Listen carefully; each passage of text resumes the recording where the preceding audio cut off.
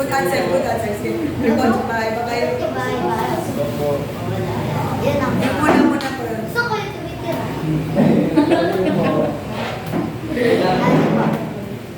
Salamat po. Napag-iwalay mo naman sila. Baka mas tapos ulit Hindi yung po. Hindi po sila. Bagsak po. Bagsak po. Manang, dito po. Di okay na. Dito po makapag-iwalay sila. Makapit kasi ito eh. Hugatin mo si Papa John. Hugatin mo. May tanong pa kay Ate Ayen. Next question. Eh, paano pag sinungitan tayo? Sinungitan ka. Paano mabuti ang ibibigay mo? Hugatin. Susungitan mo din na. Dito. Hindi po. Kunyari, tinarayan tayo ni Kuya Lawrence. Lawrence, kaya kuha naman ng sandok doon. Tinarayan tayo. Anong reaction natin? Ako sabi. Ano sabihin? Sabihin ba't po ang tinarayan? Ano mo daw siya tinarayan? That's not good. That's not good. That's not the one. Kasi normally, pag kasabihan mo ganyan, uy, asungit mo naman. Defensive sila. So it's better, ngiti ka na lang. Pag sinungita o inabot sa'yo, nakadabda. Di ba sometimes kayo, pag inutusan kayo, nagdadabog kayo, pero gagawin nyo, sa abot nyo, babaksak. Ngiti lang din kayo. Kaya hindi maganda yung pag inutusan kayo, nakasimangot. Maging mabuti pa rin ang question. Wala na? Wala na po. Sige. Kami tatanong si Pa. Ako na lang. Pa-flash rider, yes. Ano po ba? Lahat po ba ng tao kailangan tutulungan? Ano, mabigat yan, Ayen. Ano ka? Kapag biligas ka ng mundo. Depende. Ako po. Ako sasagot. Depende yun. Hindi po. Hindi po yun. Kasi po, yung iba po, nangihingi po sila ng tulong. Pero, pinangsusugal po nila. Oh, galing. Baka mga diba? Ano rin yan? Oo, pala ka. Bago umuulan. Sige, sige, tapos si Ma. Baka naman po. Ako. Kasi Ayen. Ayen naman na. Ako na? Hindi, ano sagot mo? Ano Lolo po? po. Depende po. Kasi gaya nga pa ng sinabi po ni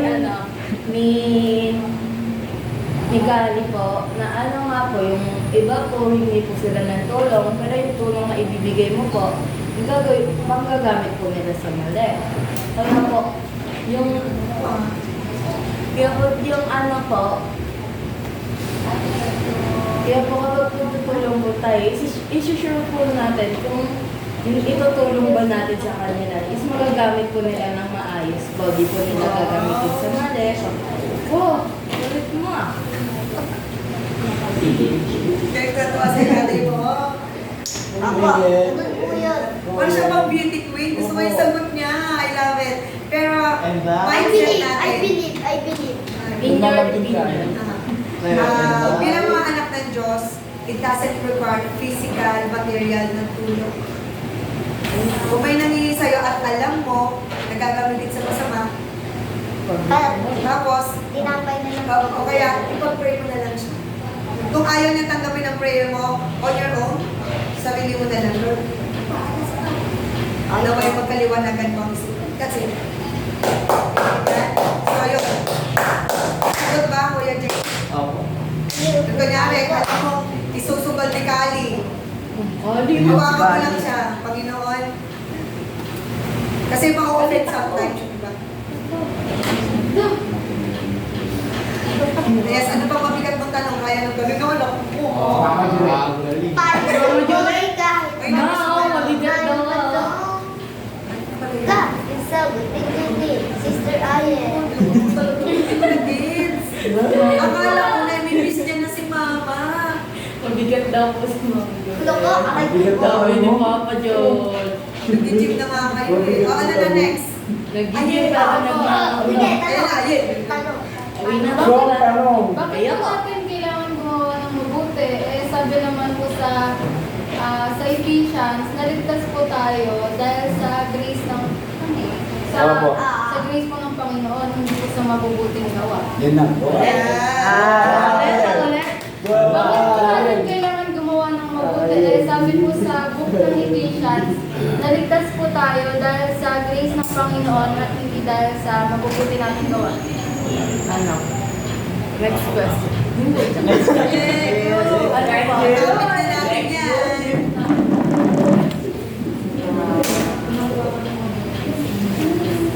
Ilan gising. Tulog muna kayo. Nasasabihin na mo, ang ako, tulogin na mo ah. May po. Ano po? Dito may mga addicts ko, boss. Muna na ngayon ito ng ulit po. Ano po? Ano po? Bakit po natin kailangan gumawa ng mabuti? Sabi po sa book ng Ephesians, naligtas po tayo dahil sa grace ng Panginoon at hindi po dahil sa mabubuti nating gawa. Di ba? Ano, sabi ni Lord, yung mga mabubuting gawa daw natin, wala tong bilang sa ating Panginoon. Tapos, ang tanong, bakit tayo gumagawa ng mabuti? Ano yung nagtutulak sa atin para gumawa ng mabuti?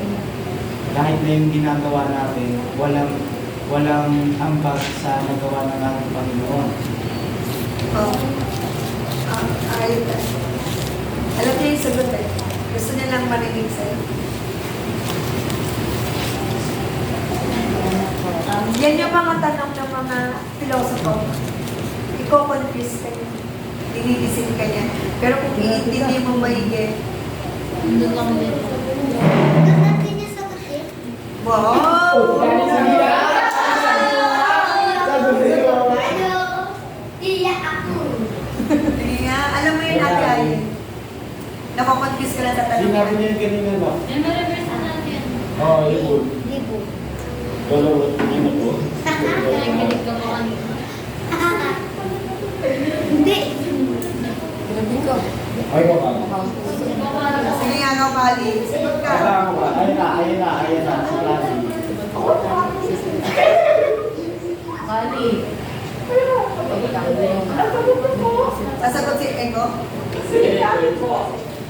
Next question.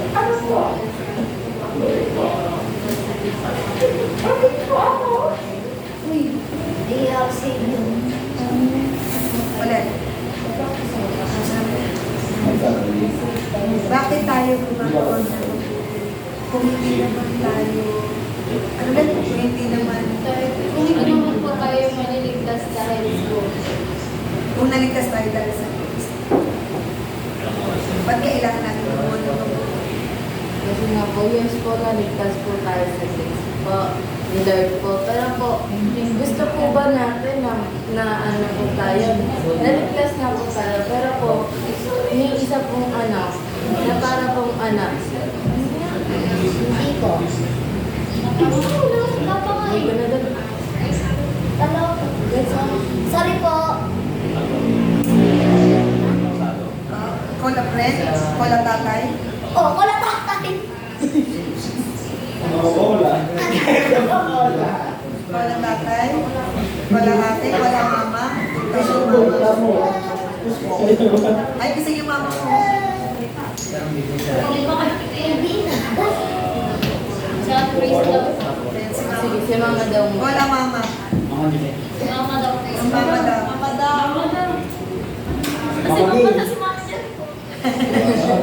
Madi. Tanong ni God po.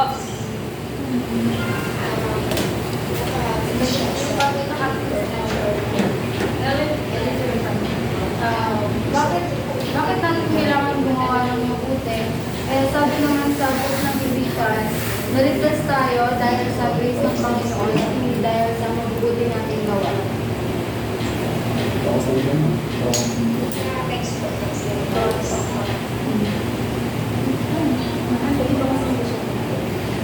Ito kasi,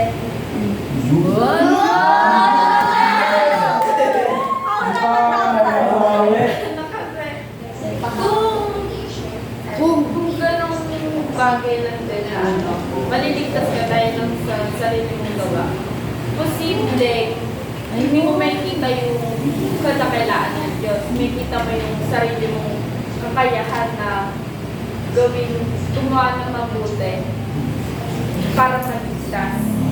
Pero dapat, ang iniisip is iniligtas ka, kaya ka gumagawa ng Ano? salamat. Naniligtas ka ng Diyos. Ayun. Basta ko na ina mo. Ay, si Ayan na, si Ayan na. Next, Ariel. Hello! It's your turn. Hindi mo. Hindi mo lang. At saka yung ano, kung bakit gumagawa ng manuti, it's because that's the manifestation that we have sa atin. Dahil ganyan. Kung ikaw ay nagtataray, tumataas ang kilay, Opo. nakakunot, nakasimangon, wala sa'yo si Cristo. Tandaan mo yan. Sino kaya? Nagdalaw na siya. Yes. Ang ganda ko ako. Bago ko maraw. Ayoko kasi gawin na kailangan ko. Hindi ko natin kailangan gumawa ng mabuti ko. At para po kasi siya kung maging obligation po natin. Obligation po eh. Ano na? Para kung naging obligation ko kapag tinatawag po na kailangan. Oo, correct. Kaya ayoko rin sabihin yung kailangan. Mabuti. Ang ano po ng paggawa po natin ng mabuti is resulta po siya ng biyaya po ng ating Panginoon. Yun lang po. So tandaan nyo, save before. Una muna yung save, salvation, bago yung goodness. Here.